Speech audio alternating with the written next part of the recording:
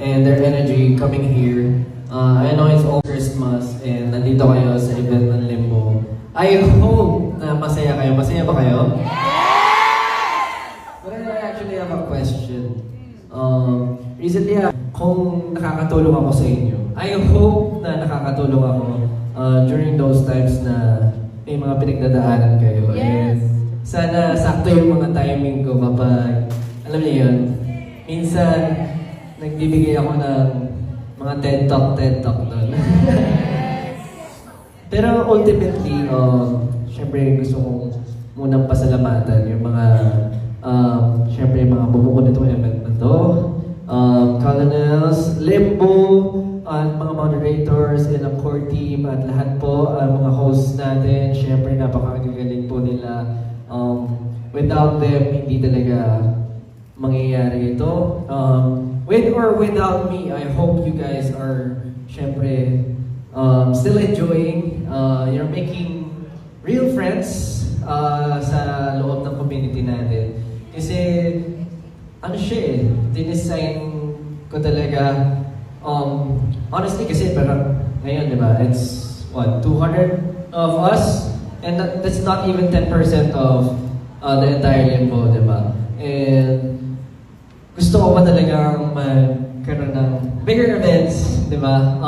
Nahihirapan lang ako, syempre, right now, na i-balance yung tamang pag-delegate ng work. Kasi nandun kami sa momentum din as a group, at nandun din yung momentum ng company. So, iba eh. Iba yung dynamics pa. And once na medyo makuha ko na rin yung perfect timing and perfect tempo, I hope you guys will always wait for me. Yay! Ayun, thank you. Kasi may mga times na doon ko na lang tinadaan, paglalaro, pagkakausap sa inyo, and I hope na tutuwa pa rin kayo sa ginagawa ko. Yun lang. And ano ba? Ang dami ko sinasabi, ang dami kong pero ultimately, alam ko, actually yung Limbo, yung energy natin, when I always ask people, kamusta? How's the hub? How's everyone? Kamusta yung mga feeling, ng feedback ng mga tao? Lagi pinasabi sa akin, ang well ng Limbo, in a good way. Super interactive kayo doon sa chatting. Super, parang non-stop yung chatting. Pag tinatanong bakit, hindi ba normal yun? Sabi nila, hindi daw ganun kalala sa iba. I don't know, hindi naman ako, pero I hope na, syempre, you being here, you feel like you're with, syempre, with your mutual, and siguro nakahanap nyo yung mga katulad nyo. Kasi, I don't really aim to be the, what do you call this, yung pinakamalaki na numbers when it comes to numbers. What important to me is, totoo, di ba? Pero, bukod sa magaganda kayo,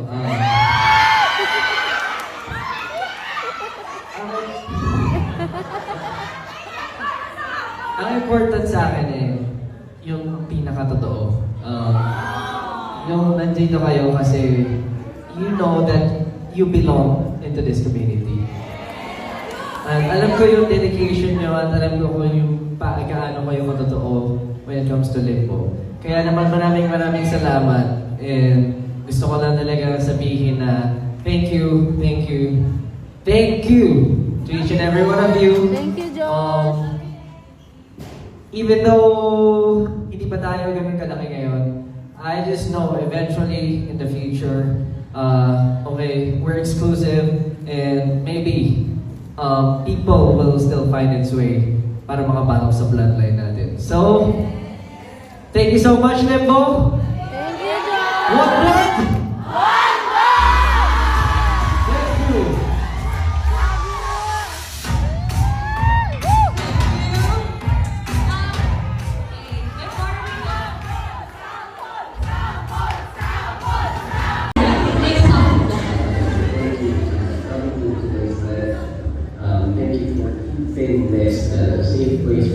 everyone, at syempre, well, to be honest, gusto ko talagang pasalamat na you guys are creating a great, syempre, community, being friends with one another, at syempre, siguro yung pag-support din sa akin at sa isa't isa.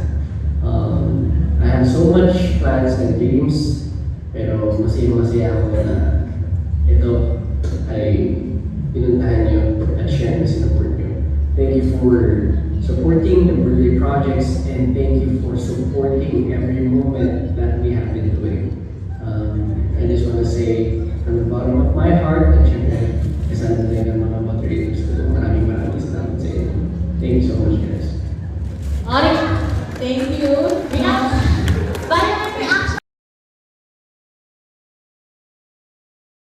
Look at him looking at all the 18, all the BBQs, and he's looking from the window.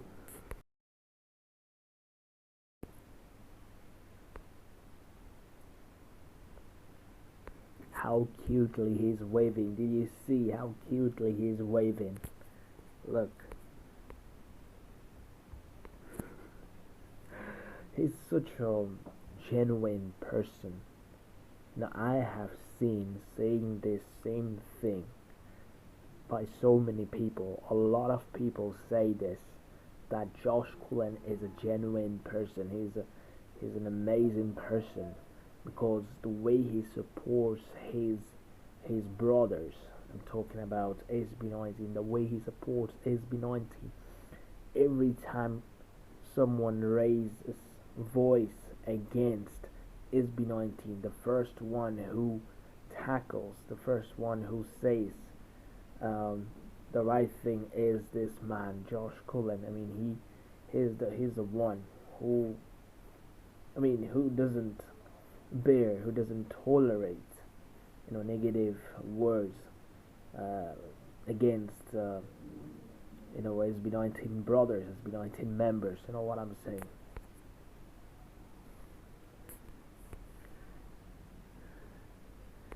Yeah, every time we see him on the stage, he's just ripping his shirts, taking off his clothes and everything, showing six pack abs, his muscular body.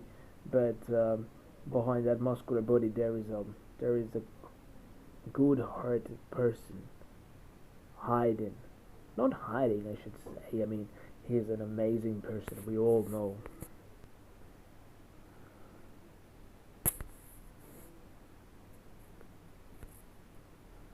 Is absolutely amazing. I love him so much. Our Josh Cullen, I love him so much. He deserves all the love and all the support,